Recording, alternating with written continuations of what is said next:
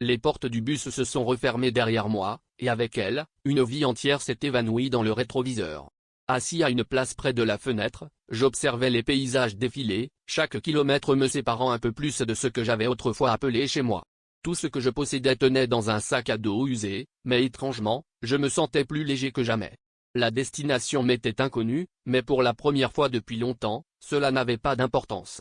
J'étais prêt à me reconstruire, pierre après pierre, dans un endroit où mon cœur pourrait à nouveau battre au rythme de l'espoir. Perdre tout ce que l'on a peut sembler terrifiant, mais c'est aussi une invitation à renaître. Dans ce bus, entouré d'inconnus, je me suis souvenu de la force que l'on puise dans les moments de vulnérabilité. Les récits de mes compagnons de voyage, chacun portant son propre fardeau de rêves brisés et de nouvelles aspirations, étaient comme des miroirs reflétant ma propre quête de renouveau.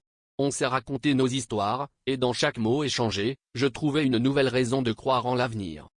Ce périple m'a appris que le foyer n'est pas un lieu fixe, mais un sentiment que l'on porte en soi.